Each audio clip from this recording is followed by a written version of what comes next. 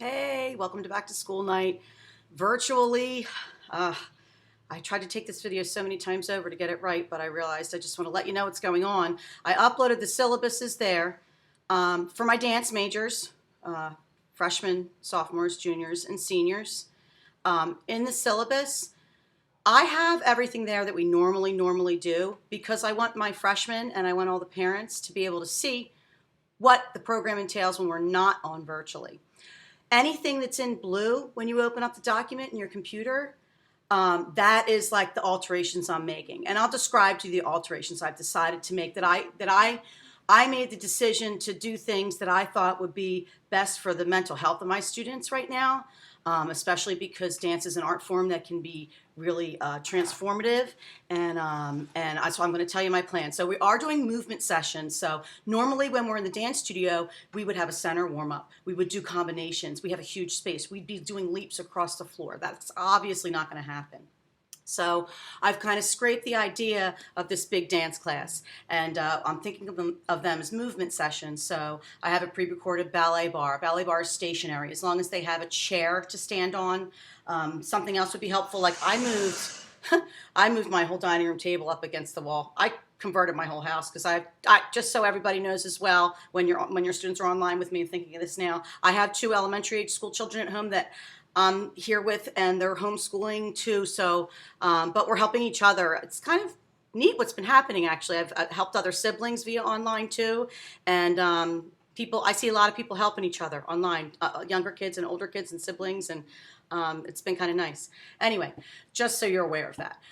So the movement sessions, I'm trying to integrate everything. I have a pre-recorded ballet bar, which, like I said, they could do a chair or a bar, or like I pushed my table up against the wall. All they need to do is have room for their legs and their arms. Everything I've designed is like so that it's like in a 12-foot diameter space. So if they might need some ideas on shifting things around, but I told everybody just work with what you have. We're going to be doing, I did a modern session where modern dance just basically floor work. So there's a lot of things in modern dance that are all floor work that can stay stationary, that still keep the body conditioned and warmed up, and still getting the kids learning about suspension and release and things like that. I just had to be creative with it.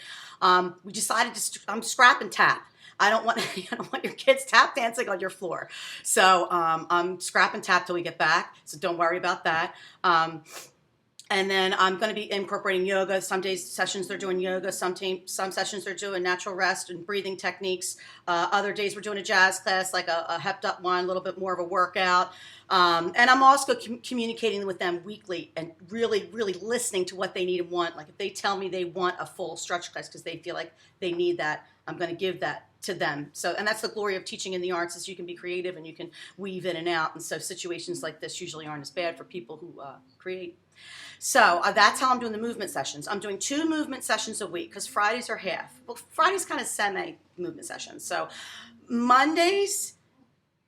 Tuesdays and Thursdays, and the kids have the calendar. It's all in the Google Classroom. All these documents are in the Google Classroom, the PowerPoints, the announcements.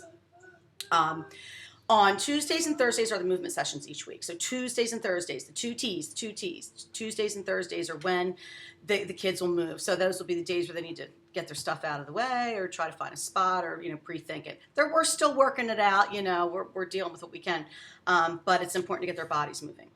Now, the second part to what we're doing virtually that's different than the other program, and this is the same for all my majors. I streamlined everything. So all my senior parents, all my junior parents, just scrape everything that you normally think of, okay? I'm telling you what we're doing virtually now. We're going back to the normal when we get back, for sure. Well, we're going to be better, actually, because I think I might keep a lot of stuff I'm learning. But we're doing a choreographic virtual journal project. And the kids are doing, we just discovered this week, I changed it to bi-weekly to spread the time out. We're focusing on different emotions. We're focusing on different social justice issues. We might pull quotes, we might pull poetry, might be improvisation. But asking them, we visit a theme that I'm going to pick each week.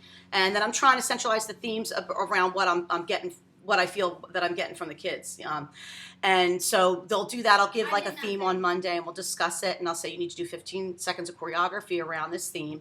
And I told them, wait till they feel like they have a moment where they really feel like they came to an idea that it's meaningful. I don't want them just throwing things together. That's not the whole point. That dance movement therapy doesn't work if it's not meaningful.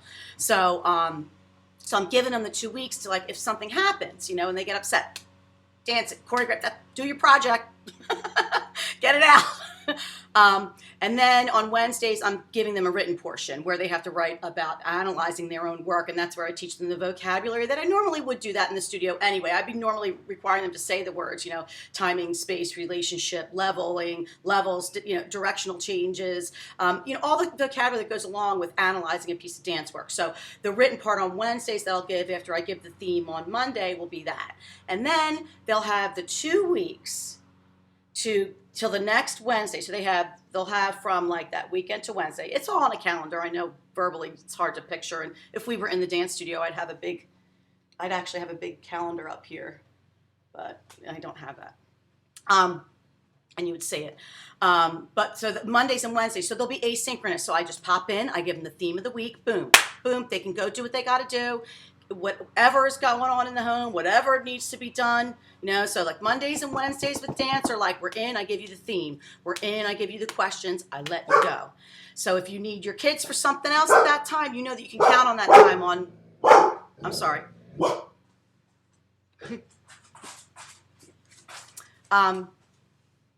Mondays and Wednesdays are asynchronous. So like if you need to schedule something, that will work. And I'll share the documents with you, the calendars that I've created too, and they are in Google Classroom too. I'm still editing some of them.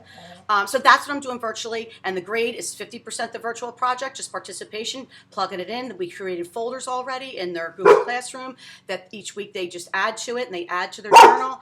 And as long as they do it, they get credit. And if they need extra time to do it, everybody just communicate with me, email me anytime about anything, any suggestions, any ideas, any motivational words of advice. So that's it. My email is dmasters, DMASTERS, at phila, PHILASD.org. You can email any time of day, morning, night, noon, whatever, because we're all on technology now. I'm looking forward to getting back and really meeting everybody in person. And, I really pray that in spring that we can dance together in some capacity for some type of celebration for all of this being over. And I hope everybody's doing good. Hang in there. I think it's going to be over soon. But I have 2 dogs, too.